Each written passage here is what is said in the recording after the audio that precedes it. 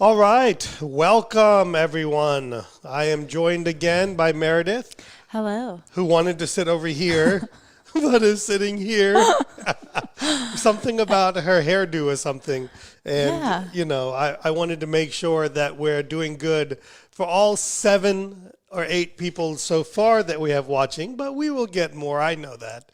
But we're going to be committed to doing a weekly show for you guys. I know that right now we are probably doing a little too much Facebook stuff, but quite frankly, I got nothing else to do. I'm not really able to see patients. The government's got me shut down. The virus has got me not doing what I'm supposed to be doing. So what else am I going to do, So Meredith, how you been doing this week? Good. We've been busy. We've had a busy week. We've webinared. Every day this week. Yeah. We've walked. We've been into the office actually. Yeah, we have. So- Went to see a patient today to re-cement a crown, and that's kind of exciting sometimes.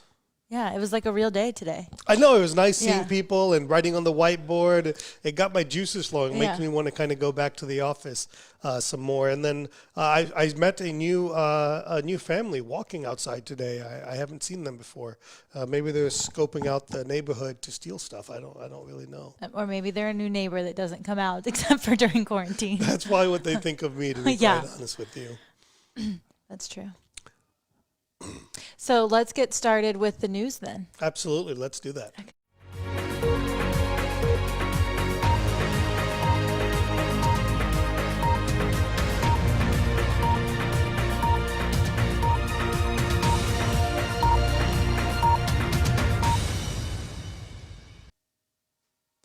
Well, there's not a lot of terribly interesting dental news this week. So instead, I'm going to read some things that I found quite funny. Okay. A liberal, I don't know why that's important in this, but I think it does make it important.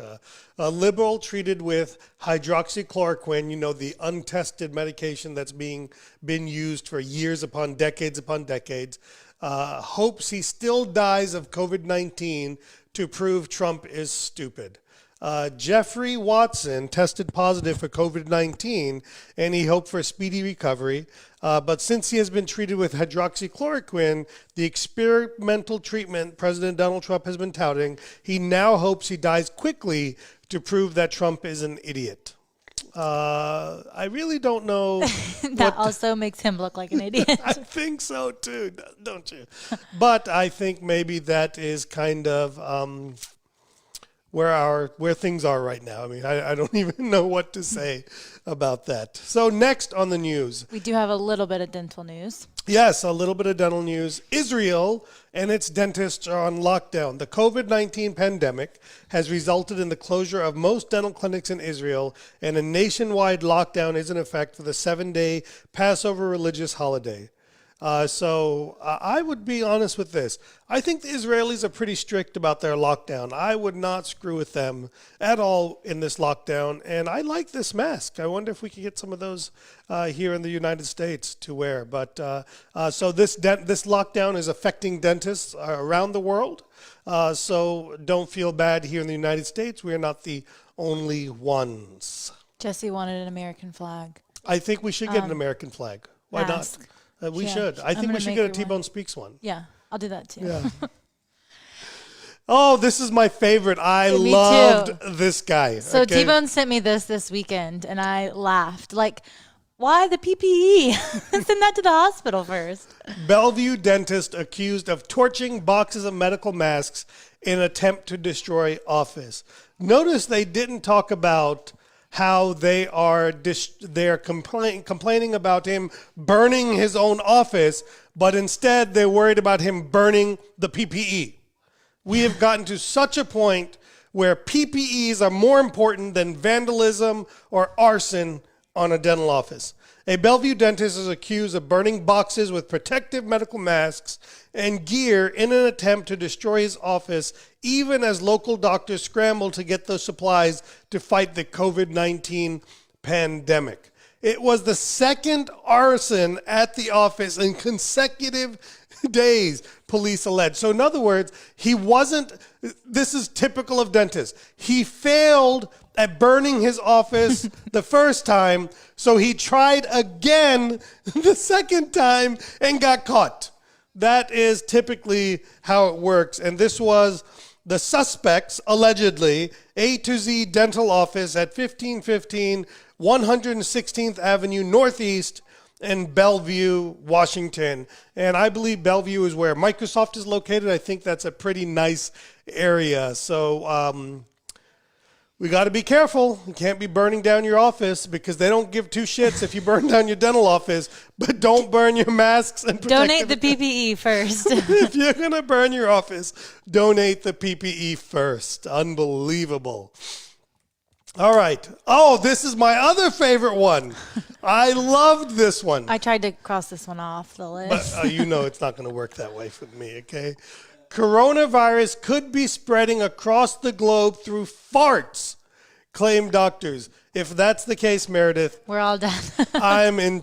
Anybody around me is in massive, massive trouble. You would have to have the coronavirus first. I think we've stayed pretty quarantined. I understand that, but I could be an asymptomatic carrier, okay, and I could be farting the virus around. See, the thing is, my farts travel much farther than my than the average. So the deadly coronavirus bug could be spreading across the globe through farts, according to doctors. And doctors have previously warned farts contain tiny poo particles that can spread bacteria. I think that would be more of a shart than a fart, correct? And to the next one. Go, I think we should stay on this one for a little bit. So it warned, however, that if the infected patient was not wearing pants and they released a large amount of gas, then someone else, if they took a close sniff at the gas, could be at risk. So remember to wear appropriate PPE at all times and stay safe. So basically, wear pants and wear your mask. You got to wear a mask over your buttocks, okay? Especially if you're going to be farting. In good news, for those of us that are worried about what the economy will look like when things get back to normal, Hermes, I had to learn how to say that. I was just going to say, how do you like to say it? I was going to say Hermes. Hermes. Kind of like herpes. I would Hermes. judge you so hard. And Hermes, and quite frankly, honestly, the only reason I know how to say Hermes is because we had to make, when me and my wife last year, my anniversary, for my 18th anniversary, actually just yesterday, which was yesterday. My 19th was yesterday. But last year, this same week, we went to Paris for like 3 or 4 days, and she wanted to go to Hermes, and we had to make an appointment to go shopping. That is the only reason I even know what Hermes is and how stupid that stuff is. I don't think it's that stupid. Look at what happened. An Hermes boutique in China made $2.7 million in one day. In Hermes's blockbuster reopening in China, a barometer of things to come in the post-pandemic luxury shopping. The French heritage brand's Ganguzu flagship store reportedly achieved $2.7 million in sales when it reopened this weekend, according to the WWD. So if their reporting is anything like the WHO, it is probably fake news. So you're going to stop donating money? We will no longer fund Hermes from our household. We're cutting off funding to Hermes from the Agarwal household. Okay, I think this is good news if you're selling luxury dental goods. Yes. And then in a bit of local news here in Raleigh, North Carolina, one person was arrested as a Reopen NC protest violated the state's stay-at-home order in downtown Raleigh. So basically, they got arrested for protesting, but not really protesting because you're allowed to protest. They got arrested for protesting closer than 6 feet apart and violating the stay-at-home order. Well, I think the safe social distancing part of it. So that tells you how far our life has come, that we are now going to get arrested for protesting if you're protesting closer than 6 feet to each other. So that is not good news. So when I decide to go protest, I need to make sure I maintain. Hey, Meredith, I have a question. Mm-hmm. does this 6 feet of protest, will that start from my face or where my belly's at? Because that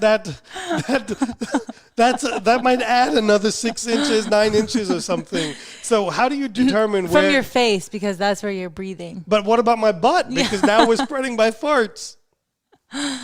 Oh, Lord. So my favorite thing is people social distance this way, but they don't social distance this way. Like they don't think the virus can spread. Well, so now Target is doing one way on the aisles. On the aisles. Because before you would social distance with the person in front of you, but you're still walking by people. Right. So I noticed that in the ATM meme. That they're worried about the ATMs have 6 feet in front of each other, but then they had two lines side by side. And I guess the virus only goes forward and backwards, doesn't go sideways. So, That's exactly. All right. So I think we have a Q&A this week. Yeah. So I have a question.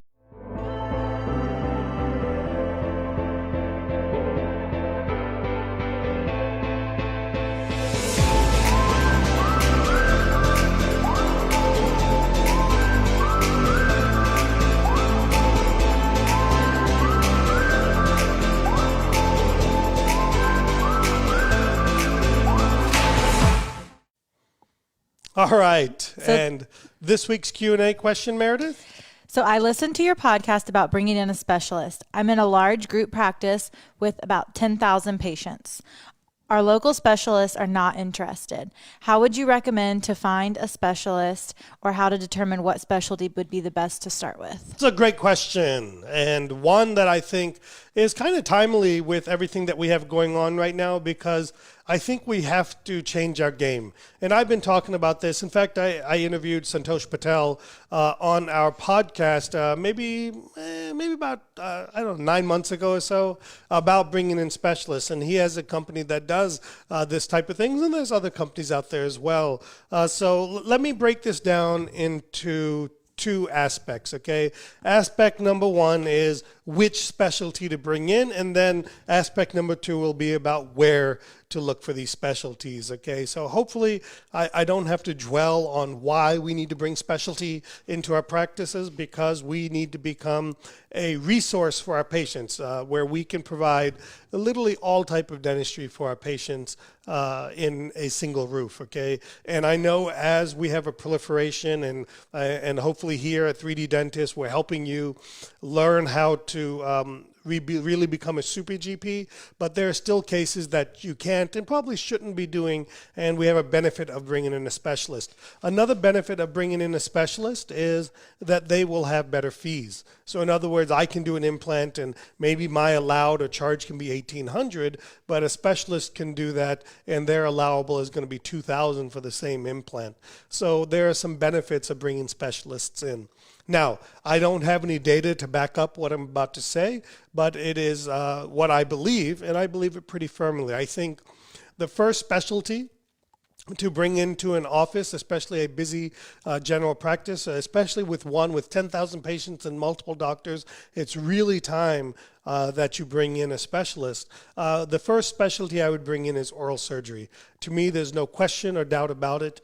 There is a lot we can do with oral surgery. You can start bringing in complex surgical cases, wisdom teeth, IV sedations, and things along those lines. I would look probably at a patient pool of about 10,000. I think ideally if we could get a surgeon in once every week or two, twice a month at a minimum, I think that would be fantastic. That would be phenomenal if we could do that. The second specialty that I would look at bringing in would be orthodontics. And I don't know the makeup of this 10,000 patients. If it's a traditional family general practice where we have a reasonable number of families and adults and children, then an orthodontics makes absolute great sense to bring in. The third specialty that I would consider bringing in is pediatrics. Now, pediatrics comes with a little bit of an asterisk because they do dentistry a little bit different, and suddenly we have to have different equipment and things like that. Maybe we have to go to a bay system. But pediatrics, and the reason that I'm a big fan of pediatrics, I don't like treating children myself, but the reason I'm a fan of pediatrics in the office is because it also brings in the adults. It brings in referrals to the orthodontist. Those pediatric patients grow up to need wisdom teeth to be removed. So it's a great foundational building block for your practice. The next specialty I would bring in is probably endo.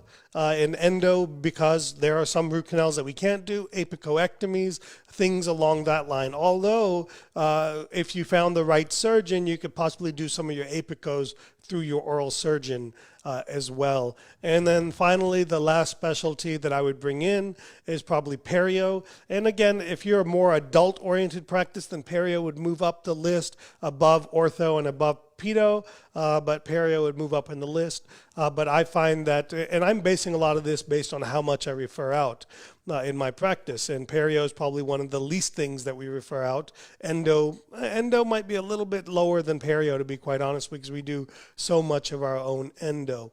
So again, I would look at oral surgery first, orthodontics second, pediatrics third, endodontics fourth, and periodontist fifth. And notice I didn't mention our good friends, the prosthodontists. So maybe them could be seventh or eighth or ninth. Whatever number we're on. Whatever number we want to make that on. Now, in terms of where to look, I think the number one place to look is maybe within your specialist base of people that you refer to already, to find out if somebody would be willing to come in, and quite frankly, before you take away business from them, give them a chance to maintain your business by coming into your office, especially if they have a new partner or a new associate in the specialty practice. That's one option. The second option I would look at is probably looking at any of the residency programs. Now, technically, you probably wouldn't be able to bill them as specialists because they're not a specialist at this point. They'd just be a general dentist, but it's an option as well. The only negative in that is going to be the lack of continuity of care on certain types of cases, because those residents will be changing out every year or two, depending on when you get them. The other place to look at is your local dental society to put out an ad through your local job boards and stuff. Another option is to look at headhunters, companies that can look for specialists for you, that can handle a lot of the logistics and everything and really make it plug and play. Maybe you'll make a slightly less of a percentage, but it'll be more plug and play for you. And then the last thing I would look at is maybe even considering, depending, especially if I had a 10,000 patient practice, I would consider flying somebody in. The negative in flying somebody in is it increase your costs of bringing somebody in, but the other negative is also when this person leaves, you as the general dentist or the practice owner in the group practice are going to have to be able to maintain and do follow-up on some of these patients of yours. So I'm a big believer in specialists. We've struggled with that in our office, but it is something that we are going to start looking at closer and closer in our own office. Well, that sounds good. Did I answer that pretty well? Yeah, that was awesome. Yeah. So before we get into our clinical case, I just have a couple tips from our viewers. Jeremy Bear said, poor planning on the arson attempt. Donate and take a photo for your Insta and Facebook first, then arson. Okay.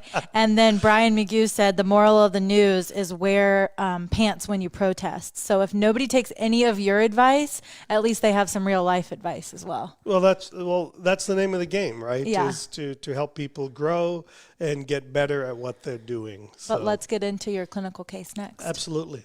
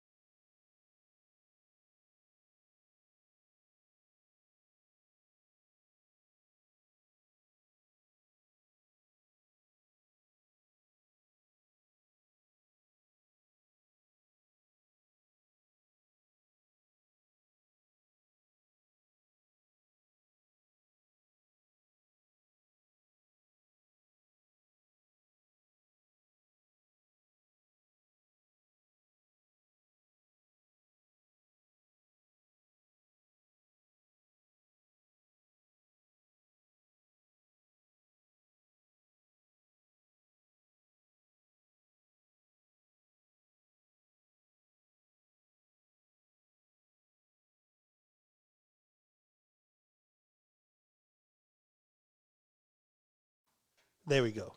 Now the sound should be there. Okay.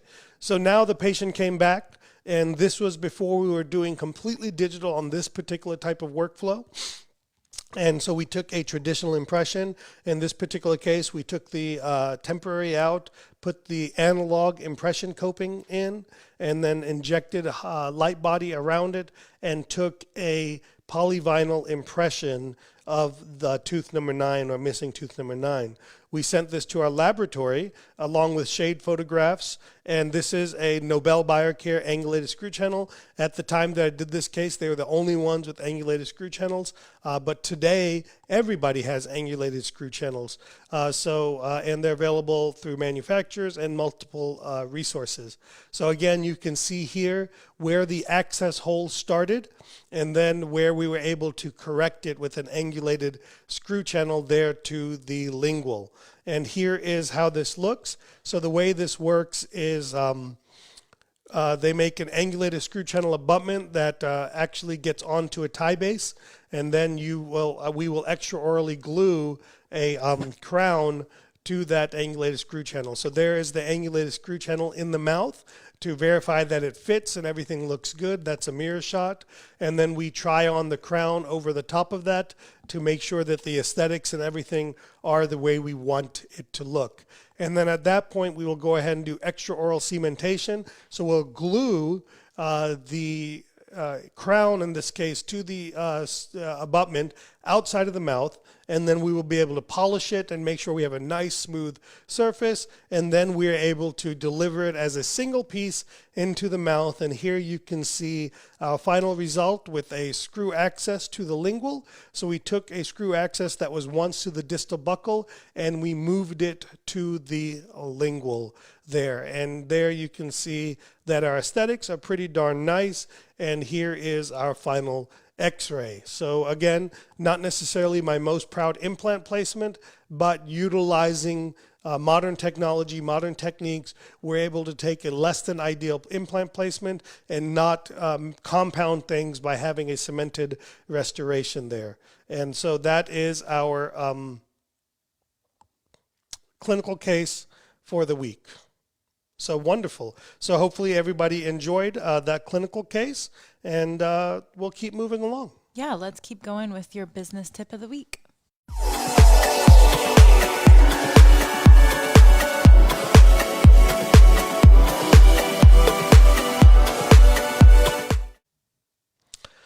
And now our business tip of the week is a thing that, I wasn't really talking a lot about in the very beginning, but now I'm really starting to feel it. And I think we have to change the narrative. Dentistry is not closed.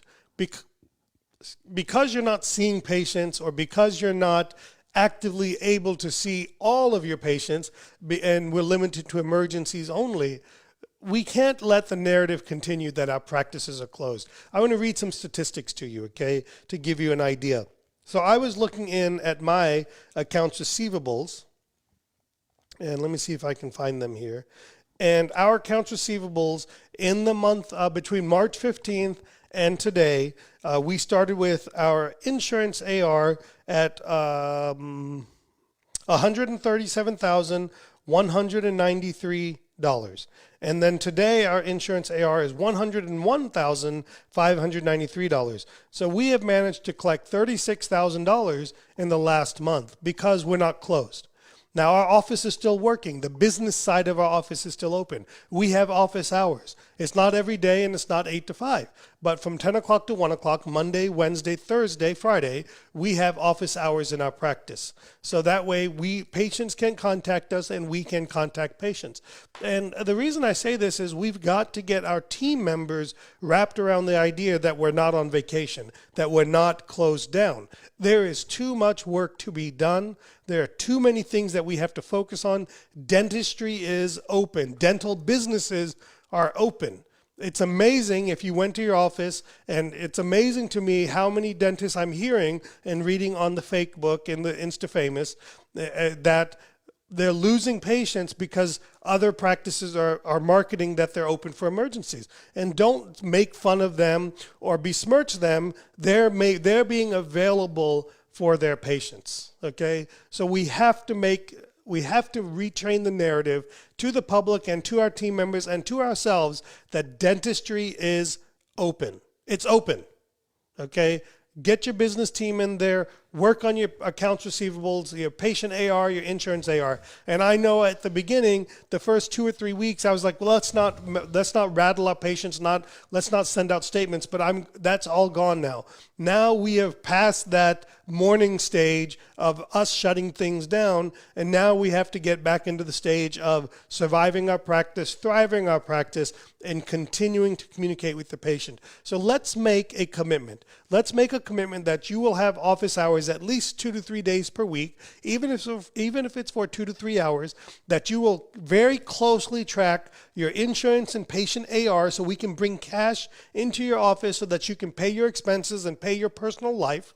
Okay, and that we will communicate with our patients using any of your in-office communication systems like RevenueWell, Smile Reminder, Lighthouse, whatever the ones are that you're using. We happen to use RevenueWell. That you will communicate with patients once a week, and that you will produce a video showing patients that you're still together, that you miss them, and that you're ready for dentistry and excited for dentistry to re-allow us to see patients, but you are still open for business now, okay? We cannot be closed. We cannot let people think that we are closed. Yeah, so that's my rant for the day. Someone said they're doing emergencies 3 short days a week, and they're running the business from home with Weave and remote access being reachable, which I think as long as you're reachable, you're open. Yeah, absolutely. You know? I want us to be open. And even I go a step further than that, Meredith. I would probably tell people that I want somebody going to the office, because I think there's something good about team members getting in the mode and getting in the mood and really getting into the office and making sure things aren't shut down. Yeah. Because we've had patients just show up to the office. Yeah, we've had a couple. And the mailman shows up, Yeah. and the UPS people show up, and the FedEx people show up, and the Amazon people show up. So I think that's just us because we order a lot of things from Amazon. Well, we're on recurring delivery and stuff like Right. that. So we got our toilet paper for the month. It's not on that. They're out. They're not on that kind of background. Yeah. Listen, I'm a high value customer for Amazon. They're going to we make have sure 30 girls. I'm sure they. they're going to make sure we get our toilet paper. But I think that while remote work is better than nothing, I want somebody in the office Just checking in. because it sends the right message and it gets us ready. Because the truth is, we're closer to starting to work than not starting to work. So we need to go ahead and start getting back into that mindset. Yeah. Well, I have an update for our 3D dentists. Absolutely. I would love to hear that. Okay. Somebody's got to pay the bills around here. All right. So 3D Dentists, we have webinars on Tuesdays. We'd love for you to join us at 11 a.m. You can join us at www.3d-dentist.com/webinar. And then we also ask that if you have any questions, you head over to www.asktbone.com. And if you don't have enough of us yet, you can tune into the podcast, The TBone Speaks Dentistry. Yeah, the podcast is fantastic. I enjoy the podcast. We're still releasing it every week. And of course, as you can see, we're trying to do these shows and so forth on a regular basis. So I want to thank everybody for tuning in. If you didn't get a chance to see our live episode yesterday, I think that would be something very important. It was called Mental Dental. And it was focused on substance abuse and alcohol abuse. We brought Justin McClendon in, and he's a licensed therapist in substance abuse, and he talked about the signs and symptoms of those that are drinking too much or using substances, long-term effects, and what the possibilities are of moving forward. So if you want some more information, simply go to guptawellness.com and or look for the video on my Facebook page so that you can see that video. And that's pretty much it. And that's Mental Dental. If you want to tune in every Monday around 8 o'clock, my wife and I and maybe some special guests will be doing a mental dental program to talk about mental health and wellness for across the consumer base. And I'll probably try to relate it to dentists more than anything else. So that's pretty much it for this week, isn't it, Meredith? Yeah. Anything else? If you guys have any questions, feel free to reach out. All right. Thank you, everybody. Good night.